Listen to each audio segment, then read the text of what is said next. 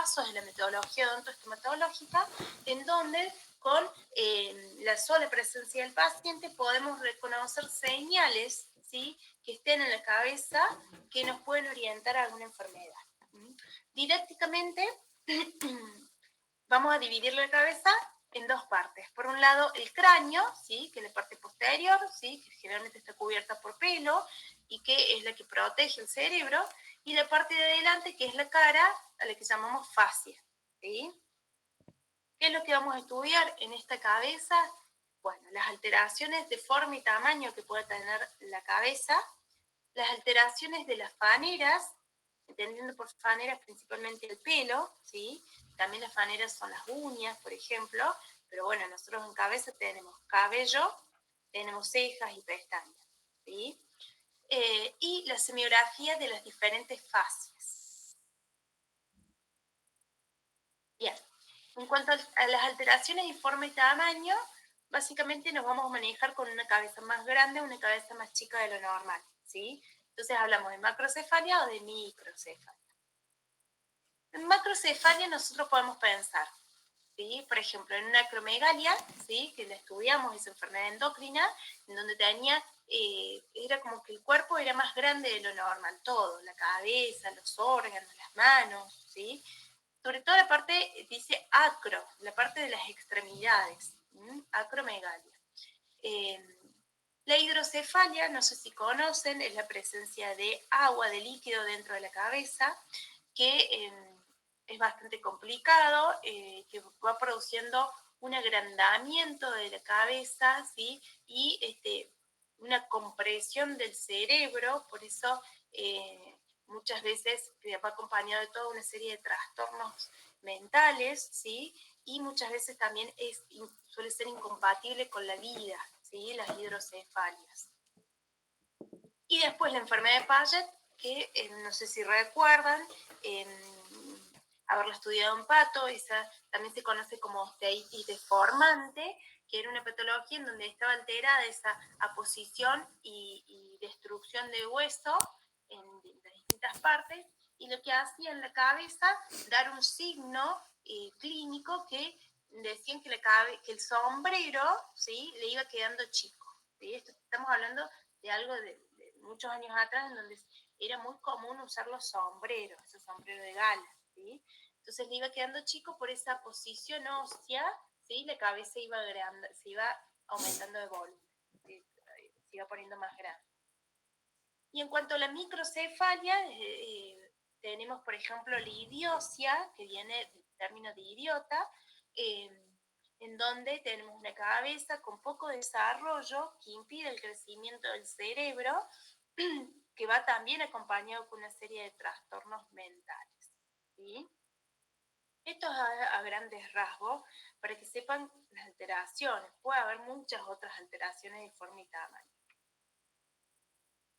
Bien, cualquier duda me frenan, me preguntan, ¿sí?, me escriben. Si me lo hacen oral, mejor. Bueno, y continuamos con las alteraciones en las faneras, ¿sí? Entonces tenemos que el pelo puede estar alterado en cantidad y en calidad. En cantidad puede haber mucho pelo o poco pelo, ¿sí?, caída del pelo. Entonces tenemos todos estos términos. La alopecia, ¿sí?, que es sin pelo, alopecia, esa falta de pelo puede ser total, en toda la cabeza, o puede ser parcial, en partes, en áreas, ¿sí? Después tenemos la hipertricosis, ¿sí?, que es el aumento del vello cutáneo, ¿sí? Son personas que tienen mucho pelo, no solamente en el cabello, ¿sí?, sino en las cejas, en las pestañas, ¿sí?, puede ser también en los brazos, ¿sí? Los hombres tienen mucho a nivel del pecho, en la espalda, ¿sí? Después tenemos el hirsutismo, que ustedes lo conocen, ¿sí?, que es el aumento de vello cutáneo en zonas donde no corresponde. Por eso es muy común verlo en mujeres que a lo mejor tienen barba, ¿sí?, que ustedes lo estudiaron en el síndrome de Cushing, producto de los corticoides que estimulan este crecimiento del pelo. Y después tenemos la hipotricosis, que es la menor cantidad de pelo, ¿sí? Donde parece un pelo como muy, ¿cómo le podría decir? Le dicen ralo, un pelo escaso, poco, pobre, quebradizo, ¿sí? Profe, Sí, ¿el hirsutismo se puede dar dentro de la cavidad bucal también? no, no porque en la cavidad bucal no hay folículos pilosos. Mm. Entonces no hay pelos en boca. Bien. Bueno, y en cuanto a la calidad, jugamos acá con la textura del pelo, ¿sí? Y podemos mencionar, por ejemplo, el hipotiroidismo y el hipertiroidismo, ¿sí? En el hipertiroidismo el pelo era suave, sedoso, ¿sí? Mientras que en el hipotiroidismo era más problemático porque el pelo era áspero, como que se tendía a caer, ¿sí? Uno de los síntomas que tienen las mujeres hipotiroideas antes del diagnóstico y tratamiento es la caída del pelo, ¿sí? Se le va cayendo de a poco el pelo. Y el color, ¿sí? Que puede estar alterado, puede haber una canicie, y generalmente es fisiológico por la edad, ¿sí? Pero también puede haber una canicie también precoz, ¿sí? Hipopigmentación del cabello por alteraciones nutricionales, sobre todo la falta de algunas vitaminas, y la presencia, no sé si alguna vez vieron, de un mechón blanco en el pelo. Sí, en el pelo.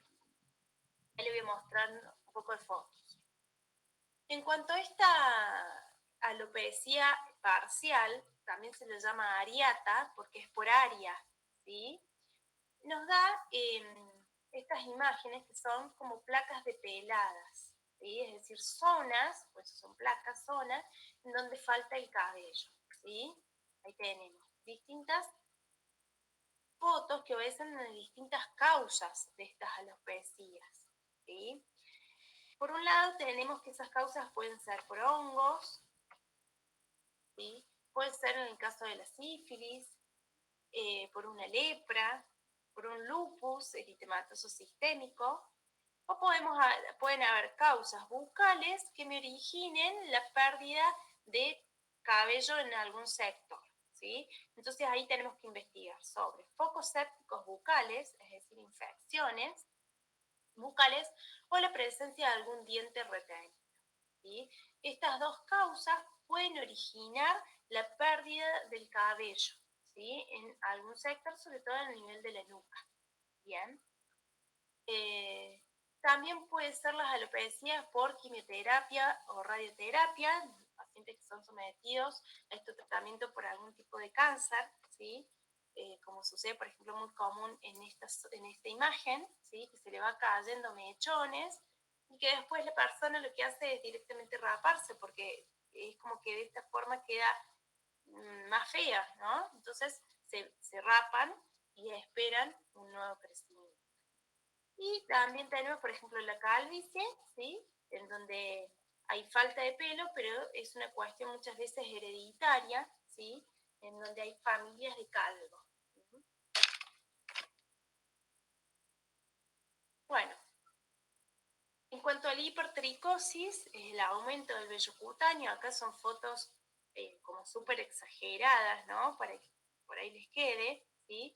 Es el aumento del vello cutáneo. Personas que tienen mucho pelo, ¿sí? Entonces le parecen pelos, fíjense, en los brazos, en los pechos, en la espalda. Bueno, hay personas que tienen más características de esto y hay otras personas que a lo mejor no tienen pelo, ¿sí? Esto por ahí muchas veces está relacionado con problemas hormonales. Este es el hirsutismo, donde aparece, por ejemplo, estas mujeres, le aparece vello en la zona de la barba, o los bigotes. El mechón blanco, ¿sí? ¿Sí? Que se llama poliosis, muchas veces lo relacionan con un hipertiroidismo, perdón, y también está relacionado a veces con un vitiligo. Bueno, ¿vamos bien? Sí, profe. Profe, dijo que ese mechón blanco está Sí, profe. relacionado al hipertiroidismo y al vitiligo. Sí, algunos lo relacionan con el vitiligo. Que en el vitiligo hay falta de producción de melanina. Sí, que tiene estas manchas, digamos, en el cuerpo. Exacto, sí. Bien. Bueno, tenemos que, perdón, en la fascia entonces comprende, es la expresión del rostro, ¿sí? Que comprende la configuración anatómica, es decir, la forma de esa cara, los rasgos expresivos y también la coloración de la piel. Todo eso le da una expresión a esa cara y al rostro. Y en esa expresión nosotros podemos reconocer muchísimas situaciones o condiciones emocionales, fisiológicas y hasta patológicas.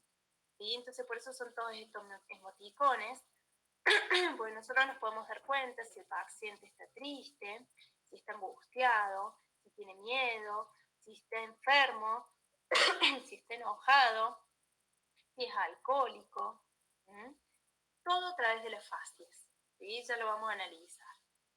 Este cuadrito es para remarcarlo entonces que la fascia forma parte de esta metodología ontoestomatológica que tanto insistimos, que muchos de ustedes no les supieron decir en el parcial, se los digo para que lo recuerden y lo repasen, en donde uno reconoce señales o síntomas y signos que nos orientan hacia el diagnóstico.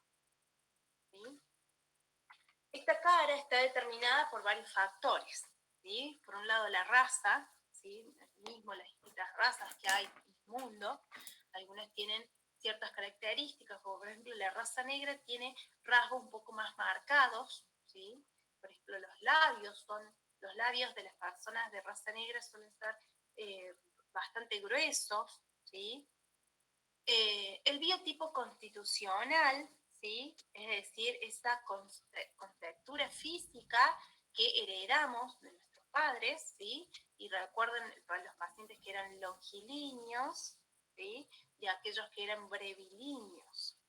Entonces, la cara de los pacientes longilíneos iba a ser una cara dólicocefálica, más bien alargada, predomina el diámetro vertical. Y la cara del paciente braquicefálico, pícnico, es una cara braquicefálica, predomina el diámetro transversal. La edad del paciente también influye, ¿sí? Cuando nacemos, la cara es chiquita y el cráneo es más grande, ¿sí? Eso luego se va equilibrando. En el sexo, en la diferencia entre el hombre y la mujer, también influye. Los hombres pueden tener también rasgos óseos, más marcados los huesos a nivel de mandíbula, de arco superciliar, ¿sí? Y la herencia, que eso no se puede cambiar. Bueno, decimos que en la fascia entonces reconocemos los estados aparentes de salud, estados nutricionales, estados de hidratación, estados de ánimo, perturbaciones psíquicas y hasta el grado de inteligencia. Todo eso podemos reconocer.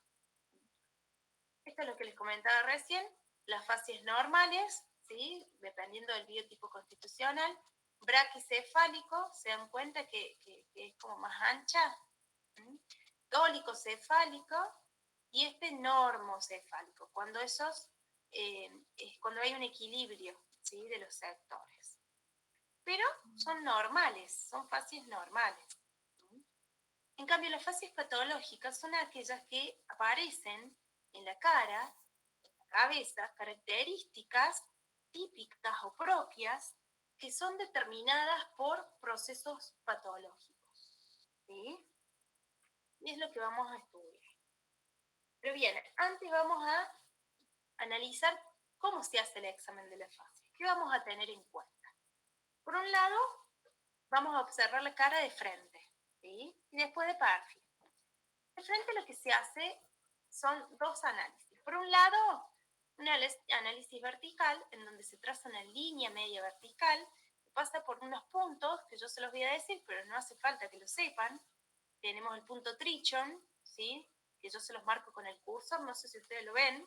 El punto Trichon es este, es la inserción del cabello, el punto subnasal, automáticamente debajo del ala de la nariz, y el punto mentoniano. Entonces, trazando una línea uniendo esos puntos, me da la línea media vertical y dividimos a la cara en dos sectores.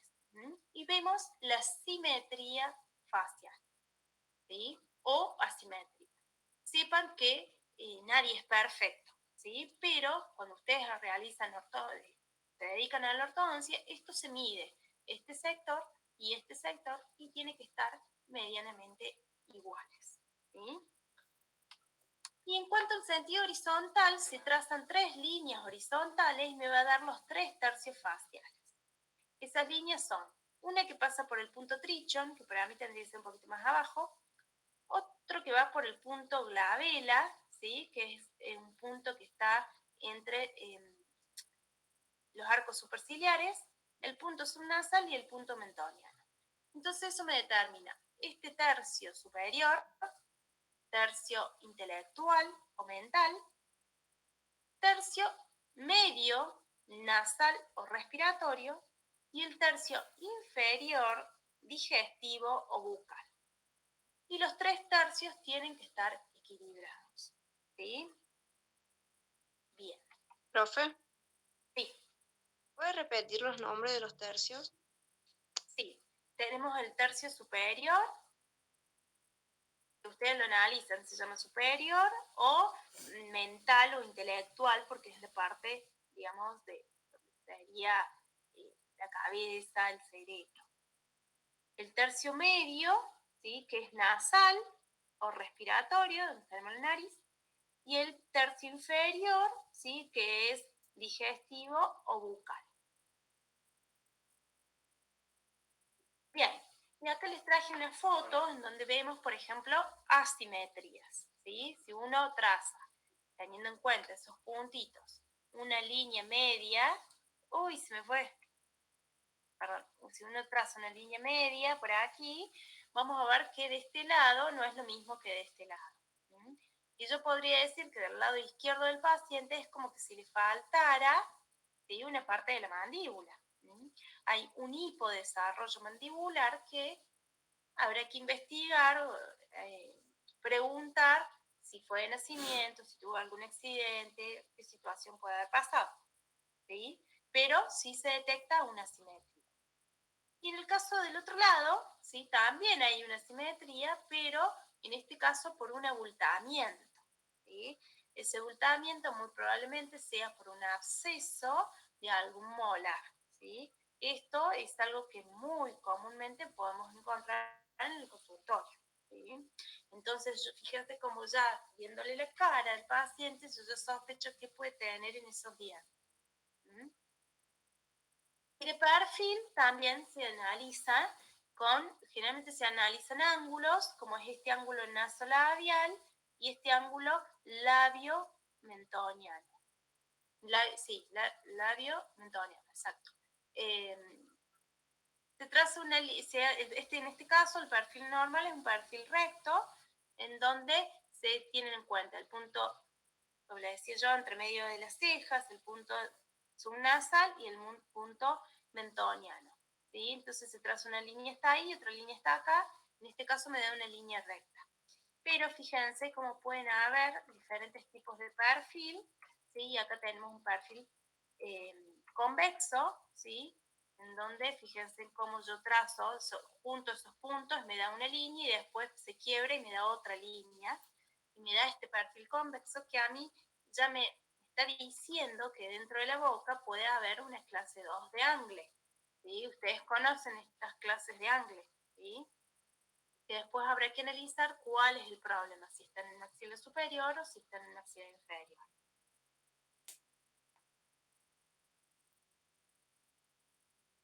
Y fíjense cómo tenemos el perfil contrario, le decimos perfil cóncavo, en donde dentro de la boca probablemente encontremos esta situación, ¿sí? Una clase 3 de angle, ¿sí? Una mordida invertida. También habrá que analizar si el problema es del maxilar superior o del maxilar inferior. Bueno, y ahora vamos a ver la clasificación de las fascias, ¿sí? Y aquí nosotros la clasificamos didácticamente de una forma, pero la clasificación puede ser variada, ¿sí? No es nada que esté totalmente determinado, ¿sí? A lo mejor un libro lo da de una forma y otro libro lo encuentran de otra forma. Nosotros lo hemos clasificado de acuerdo a las enfermedades. Entonces vamos a encontrar facies que se dan por alteraciones neurológicas, otras facies que se dan por alteraciones endocrino-metabólicas, facies génicas, facies por enfermedades infecciosas, inmunológicas, sintomatológicas, por alteraciones del color de la piel y otras. Bien, vamos a ir analizando cada una de estas fases. Y aquí es donde empezamos a ver un poco el repaso. ¿Por qué? Porque si hablamos de facies que se dan por enfermedades neurológicas, se nos viene, por ejemplo, la miastenia gravis. ¿Sí? Te recuerdan una enfermedad donde estaba alterado, era autoinmune, había una alteración en los receptores colinérgicos, entonces esta unión neuromuscular estaba dañada y el paciente tenía una debilidad generalizada en todo el cuerpo que se podía observar a nivel de los párpados superior, ¿sí? Que el paciente le costaba levantar los párpados y eso se llama ptosis palpebral, ¿sí? El síntoma. Entonces parecía como si estuviera cansado, con sueño, y que muchas veces como no pueden elevar el párpado, lo que hace es como inclinar la cabeza hacia atrás para poder ver a través de esa pequeña abertura. ¿Sí? Más que eso, la fascie no tiene ningún otro síntoma. Bien, no siempre está presente el síntoma, pero es lo que caracteriza en la fase a la miastenia gravis. ¿Estamos? Voy a ir yo un poquito rápido porque todos estos temas ya lo saben, pero cualquier cosa me frena. En el Parkinson, yo cuando les di Parkinson, les di todo. Les di la actitud, le di la marcha, le di las facies, ¿sí? Entonces acá en el Parkinson ustedes tienen que mencionar las dos características presentes. Por un lado, la cara de póker, ¿sí? La cara de jugador de póker. ¿Por qué? Porque hablamos de una anemia, ¿sí? De una inexpresión del paciente por esa contractibilidad que tienen los músculos. Entonces, no sabemos si el paciente está bien, si está mal, si está cansado, si está dolorido, no lo expresa, ¿sí? No tiene expresión. Entonces, por eso le llamamos cara de jugador de póker. Y por otro lado, la cara de cera o de pomada, que se debe a un síntoma que generalmente no lo conocen, que se llama hipercrimia. ¿Sí? ¿Qué es la hipercrimia?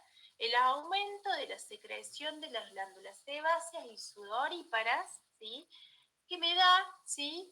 Un aspecto de la cara como si estuviera brillante, lustrosa, como si se hubiese puesto una crema, ¿sí? O una pomada. Por eso se llama cara de cera o de pomada. ¿Estamos? Son las dos características faciales. Bueno, en este caso no siempre es así. La presencia de cialorrea, que es la caída de saliva, ¿sí? Muy, generalmente por ese temblor, ¿sí? Lingual y del maxilar, ¿sí? Recuerden esta enfermedad donde la alteración estaba a nivel de la dopamina, de los núcleos grises, de la base del cerebro, ¿sí? Hay muchas cosas para hablar, pero vamos a ver fácil. Y aquí entramos con un tema nuevo, algo escucharon, que es la parálisis facial. La parálisis facial tenemos que existen dos, la central y la periférica. Bien.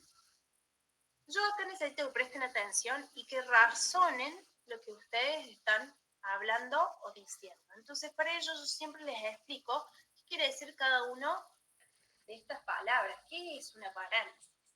¿Por qué decimos facial? ¿Cuándo es periférica? ¿Cuándo es central? ¿Sí? Entonces, si entendemos estos términos, vamos a poder explicar. A ver las preguntas. Profe, ¿por qué se da la cara de cera? Ahí está, hipercrimia, aumento de secreción, ahí te han contestado. Bueno, entonces, la parálisis es la pérdida o disminución de la motricidad o contractibilidad de uno o varios músculos. ¿Sí? Decimos que es facial porque está afectado el séptimo par craneal, ¿sí? Que es el nervio facial, que inerva los músculos de la mímica que están en la fascia. Es periférica cuando la alteración se da en el tronco o terminación del nervio. Y decimos que es central cuando la alteración se da en el núcleo del nervio. Y acá recuerden, los núcleos de los nervios están a nivel cerebral.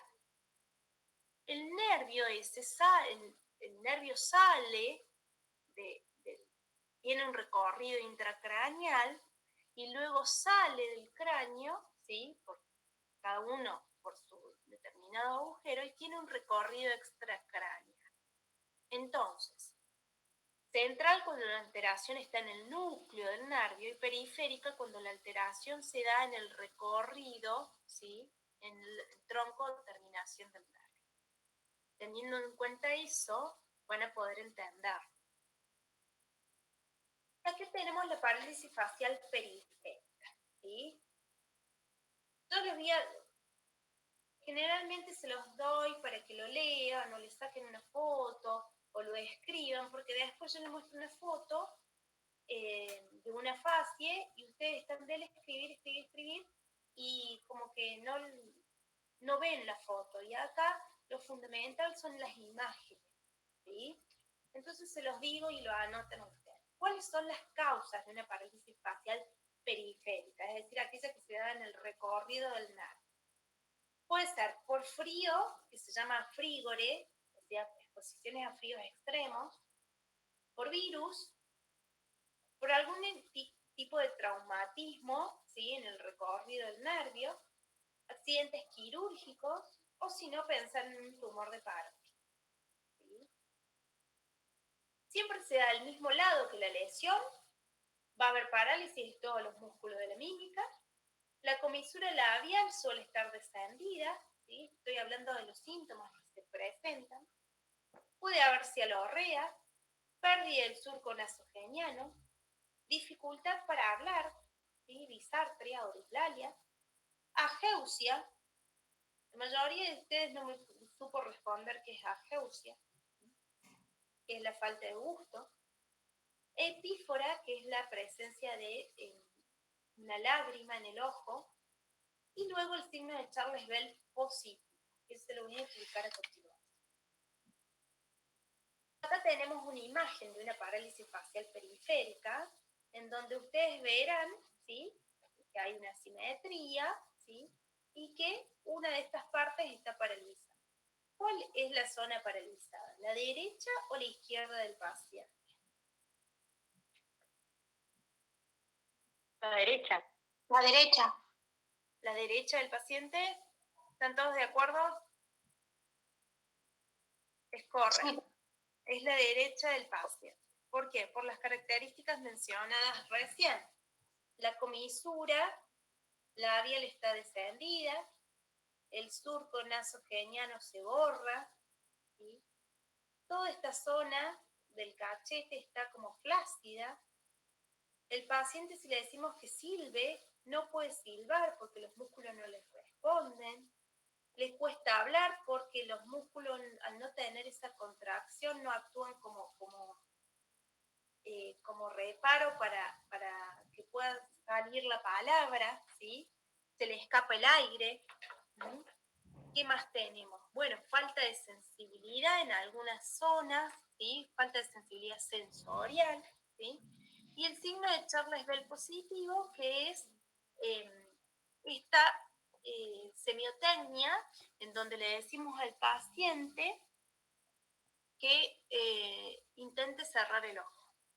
Y el paciente, ¿qué pasa? No puede cerrar completamente el ojo, ¿sí?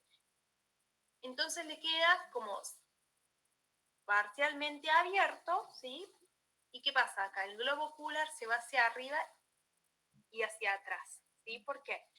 Porque el cierre del ojo depende de dos nervios. Por un lado del nervio facial, pero por otro lado también del nervio motor ocular común. Entonces, un nervio está afectado y el otro no, ¿sí? Por eso, el lobo ocular se va hacia arriba y hacia atrás, pero el párpado no se cierra completamente. Y eso se llama Charles Bell positivo. ¿Se entiende? Bien. Sí, profe. Vamos a ver la otra, la parálisis facial central. ¿Cuáles son las causas? ¿Sí? Pensamos en problemas a nivel del cerebro. Puede ser una ACV, ya sea hemorrágico o trombótico. Puede ser tumores en la base del cráneo o un traumatismo troncoencéfalo. Fíjense que acá la característica es que la parálisis se da del lado contrario a la lesión, ¿sí? Es decir, si se lesionó el cerebro de la parte derecha, se manifiesta la parálisis en la parte izquierda. Y que afecta la mitad inferior de la cara, ¿sí? Generalmente se acompaña de hemiplegia, si no, deberíamos sospechar de un tumor en el cerebro. Y la importancia es que muchas veces al reconocer un paciente con parálisis facial central, puede ser una persona que esté antiagregada o anticoagulada, porque una de las causas más comunes es el accidente cerebrovascular, ¿sí? Entonces, si vamos a ver una foto, acá tenemos que la parálisis, la característica es que es del lado contrario y que afecta la mitad inferior de la cara, ¿sí? No está afectada la parte ocular, una cuestión anatómica. Entonces tenemos las mismas características que la parálisis periférica, pero el Charles Bell está negativo. ¿Se entiende? Sí, profe. Bueno. Sí. Eso suele ser se suele preguntar muchas veces y se compara cómo es una, cómo es otra y cuál es la importancia, ¿sí? Seguimos. El libro también, la guía les pide la fase de la neuralgia del trigémino. Esta es una patología que la van a ver en dolor, ¿sí? La abolición de dolor, pero básicamente yo les muestro que esta algia facial, porque es un dolor de la cara, me da esta expresión del rostro como de mucho dolor y tratándose de cubrir con la mano la zona para que no lo toque. ¿Qué pasa en la neuralgia del trigémino? Dicen que es un dolor sumamente fuerte, suicida.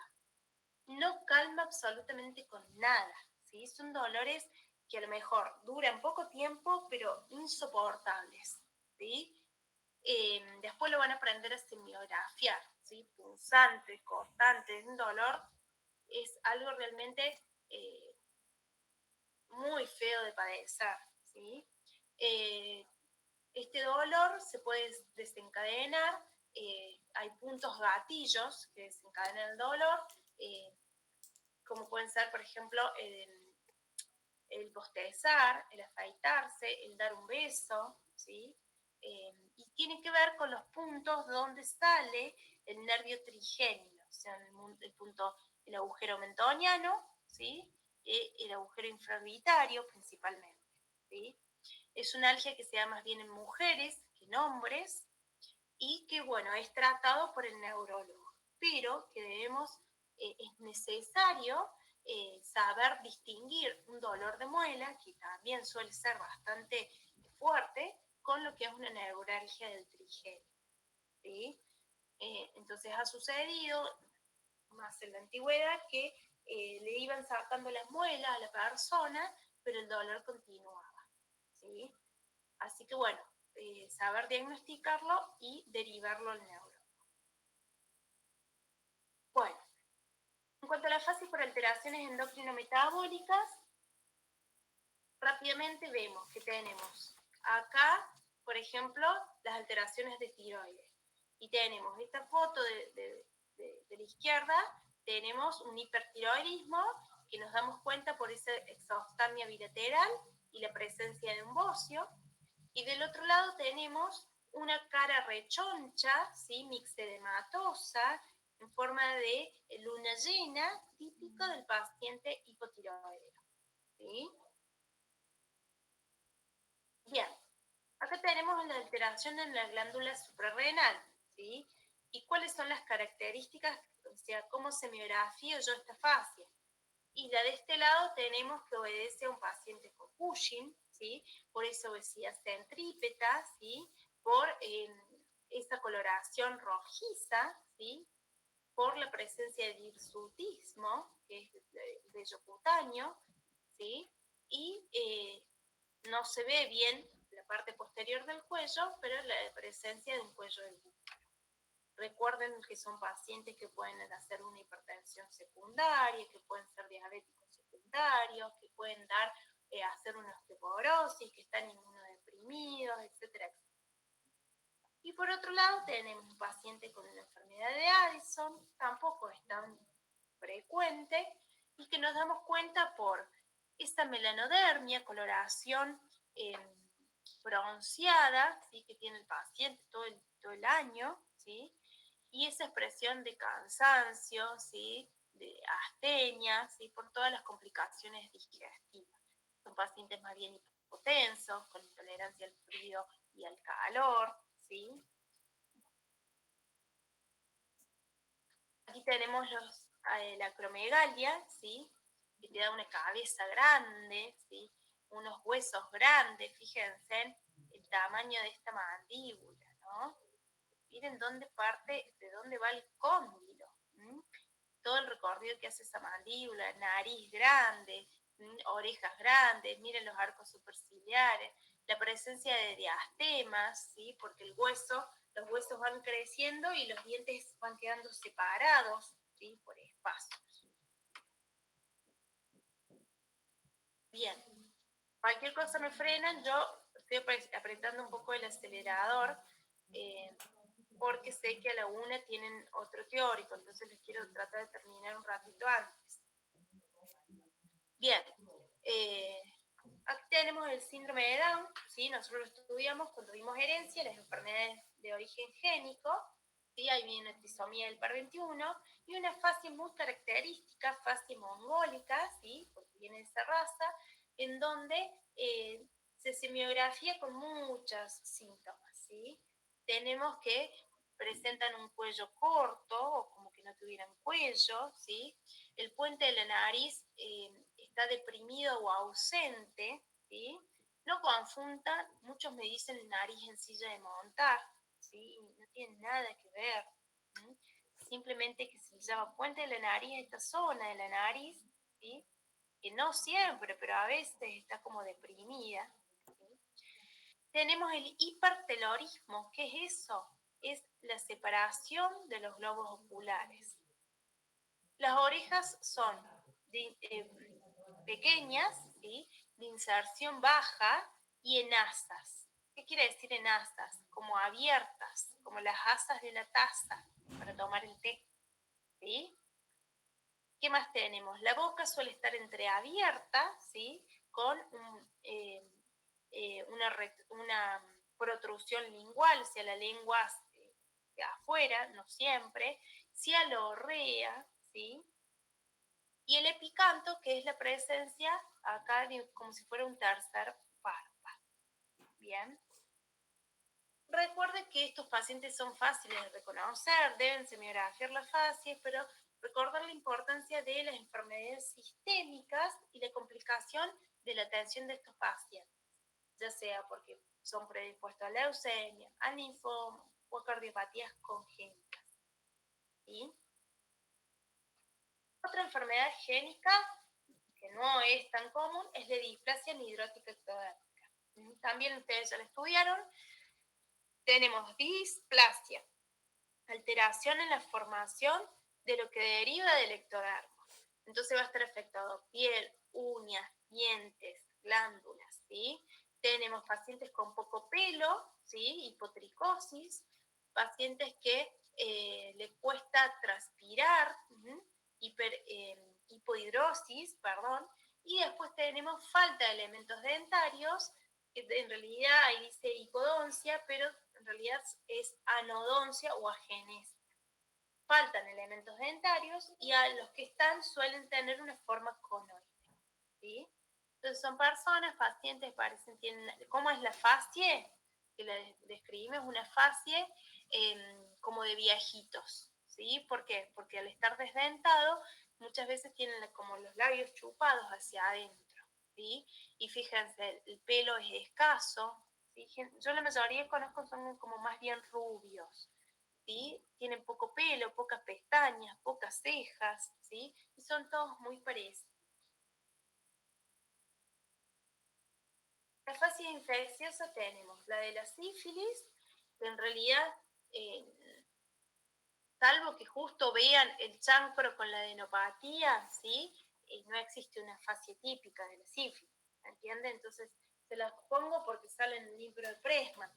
Es decir, acá tienen que describir esto. El chancro que tiene que ser en la zona bucal y peribucal, o sea, que se vea desde las facies, pero la mayoría de las veces el chancro es genital. Recuerden acá, chicos, las pruebas de laboratorio también, no muchos de ustedes me las supieron decir, cuál es para diagnóstico, cuál es para tratamiento, ¿sí? Y toda la manifestación que tiene la sífilis, tanto en el periodo primario como secundario, tienen que saberla bien, ¿eh? Recuerden, el segundo parcial va a ser más exigente que el primero. Traten de ir repasando todos estos temas. Acá en el Chagas, que es otra enfermedad infecciosa, también puede dar una fascie siempre y cuando, digamos, ¿cómo les diría? La introducción, ¿sí? de este Trypanosoma cruzi sea en esta zona del ojo, donde yuca pique y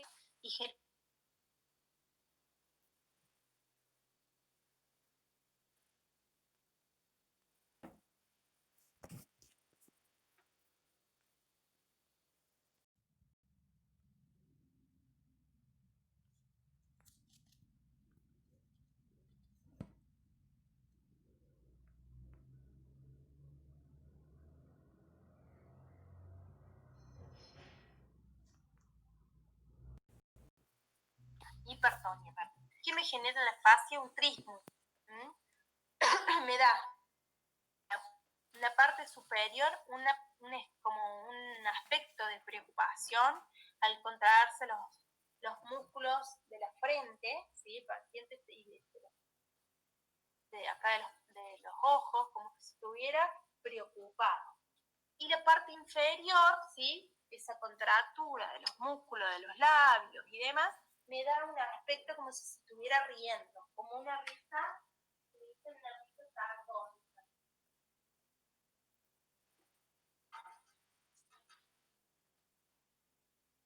Bien, perdón. Entonces, ¿cómo se contrarresta la parte de arriba con la parte de abajo? ¿Sí?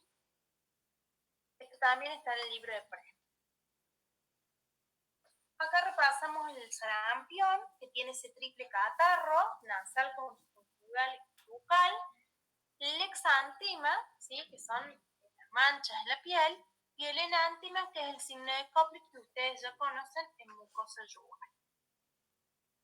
La fase de Hurón se le llama fase de Hurón cuando hay un aumento de las glándulas parótidas de ambos lados, es decir, una parótida o megalia bilateral, ¿sí? Que me da esta fase como de cachetón y que levanta el lóbulo de la oreja, ¿sí? Esto es un hurón, ¿sí? Para los que no lo conocen, es un animalito que en algunos países se utiliza de mascota, y que esta fase está relacionada con varias enfermedades. Por un lado se la describe en la diabetes, también en la gota, en el HIV y en pacientes alcohólicos.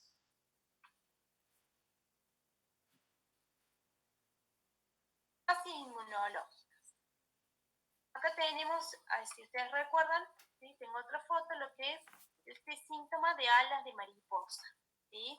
Donde hay un edema y un eritema, ¿sí? Facial, que se observa en el lupus eritematoso sistémico cuando está, obviamente, muy descompensado. Recuerden que afecta varios órganos, ¿sí? Entre ellos la piel.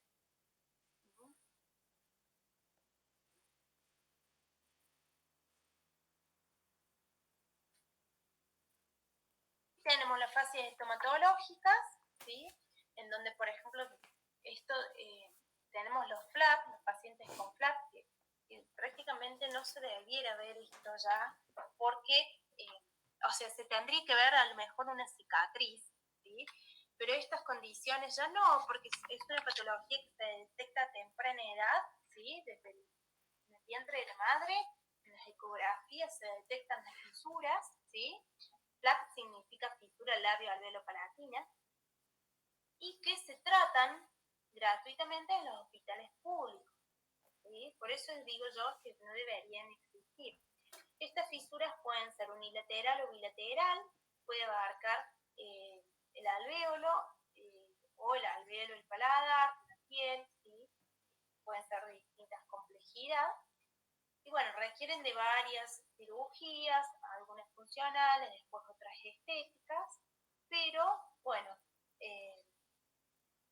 digamos, se trata, ¿sí? El paciente nace y se le debe hacer, ahí recién nacido, una impresión para confeccionarle una plaquita, ¿sí? Y que el paciente pueda alimentarse, ya sea por la madre, por la teta de la madre o con un biberón, pero que la leche no pase, ¿sí?, hacia la nariz. Entonces necesitamos esa plaquita que se va a ir cambiando a medida que va creciendo el bebé hasta que llega a un peso y un tiempo acorde para ser sometido a una cirugía, ¿sí? Bueno, acá tenemos los pacientes que son respiradores bucales, es decir, que por alguna incompetencia o problemita a nivel nasal respiran por boca, ¿sí? Fíjense en cómo está aumentado este tercio inferior, digestivo o bucal, ¿sí? Generalmente tienen la boca entreabierta, miren todas las fotos, ¿sí? Los labios son bien hipotónicos, suelen tener la mirada triste, con ojeras, ¿sí? Los labios suelen estar secos, ¿sí?, por el paso del aire, suelen tener maloclusión por esta estimulación del aire a nivel del paladar, tienen un paladar ojival, ¿sí? Fíjense acá tenemos todo lo que les dije.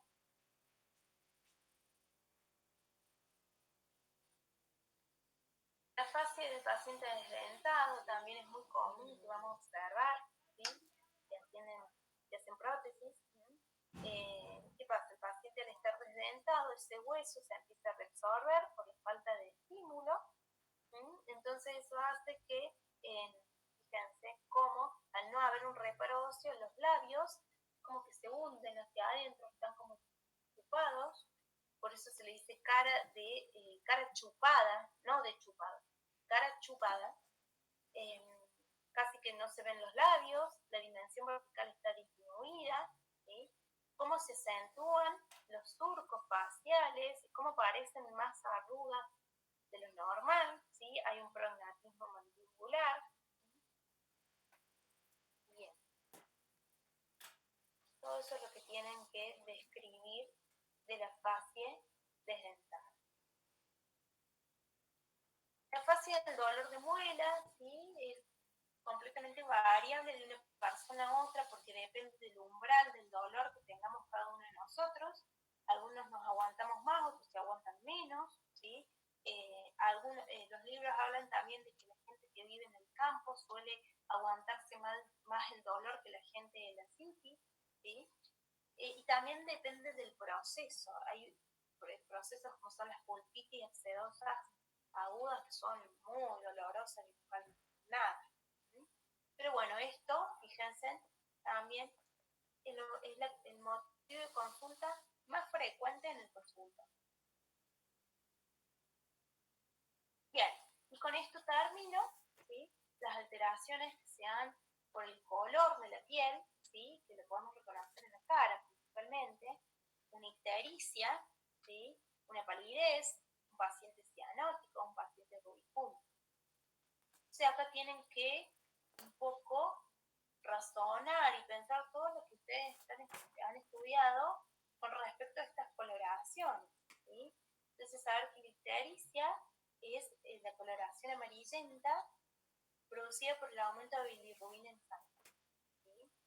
Y si pensamos en la bilirrubina, pensamos en una alteración hepática. Entonces razonamos cuáles son las funciones del hígado importantes y que son necesarias para poder atender a un paciente que esté con un estado general normal, ¿sí? Si está con esta sintomatología, cualquiera sea el color, está diciendo que está descompensado, ¿sí? Entonces acá habrá que analizar cómo está ese hígado, cómo están los factores de la población para poder atender y hacer un tratamiento invasivo de esta persona, ¿sí? Si el paciente está pálido, bueno, preguntar, ver esa palidez, ¿sí? ¿Por qué puede estar pálido? ¿Sí? Podrá estar anémico, y ya vamos a estudiar anemia, hay muchísimas causas de anemia, y cómo influye la anemia en la atención odontológica. Si está rubicundo o pletórico, ¿sí? Siempre vamos de lo normal a las condiciones más complicadas, es decir, a lo mejor el paciente hace calor, viene corriendo, a lo mejor el paciente es hipertenso, a lo mejor trabaja en el campo, expuesto al sol, o trabaja frente, cocinando en horno, ¿sí? Su calor vasodilata, por eso hay mayor coloración, ¿sí? O podrá tener una poliglobulia, que es lo contrario a la anemia, ¿sí? El aumento del glóbulo rojo. Y si observamos alguna coloración o tonalidad cianótica, ¿sí? Sobre todo en la extremidad, en zonas como son los labios, la nariz, el lóbulo de la oreja, la punta de los dedos, ya pensaríamos en alguna situación o condición cardíaca o en algo respiratorio, ¿sí? Un síntoma que se comparte con esos dos aparatos. Entonces habrá que saber preguntar e investigar, ¿sí? Entonces fíjense cómo, observando las fases, uno puede ya hacer preguntas más pertinentes y orientar un poco esta historia clínica, este diálogo, esta anamnesis, ¿sí? Para poder llegar a un diálogo. Bueno, chicos, con esto termino, les paso fotos de casos que hemos tenido, ¿sí? En los prácticos, estos fases, es un hemangioma, estas manchas de nacimiento que se llaman vulgarmente. Fíjense en qué extensa, que abarca la cara, el cuello, y miren cómo también dentro de boca se ve este hemangioma, ¿sí?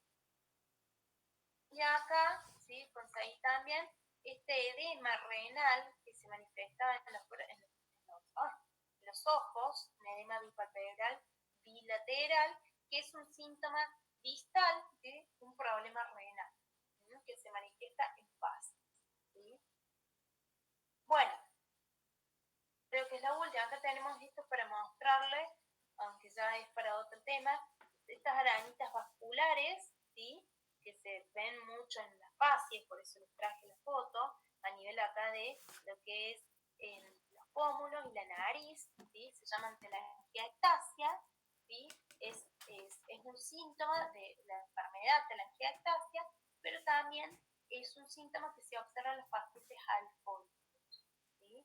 Que tienen los pacientes alcohólicos muchas veces tienen toda una rubicundez acompañada de estas arañitas y un aumento de tamaño a nivel de la nariz. Y es un hábito que también hay que investigar por esa afección que tiene el alcohol a nivel del hígado, ¿sí? Bueno, chicos, bastante rápido lo hice. Vamos a ver si yo la semana que viene les paso algunas preguntitas o cuestiones para que ustedes puedan investigar, ¿sí? Y ampliar un poquito este tema, ¿sí? Básicamente es todo lo que está en la unidad, ¿sí? Y les recomiendo entonces el libro de Fresman, un poco de Giglio, y si hay alguna duda me lo preguntan hoy o en el práctico después de las vacaciones, que vamos a hacer como una puesta en común, ¿sí? Bueno, chicos. Profe, Sí. ¿le puedo hacer una pregunta? Sí, ¿El término labio leporino ya no se usa más? puede que capaz que no se use más. Generalmente ahora le dicen más fisurados, pero no, tampoco es para descartarlos, es lo mismo, digamos, labio leporino fisurado. Ah, bien, gracias. No, o sea, no sé si por ahí viste eso, por ahí a lo mejor alguna profe no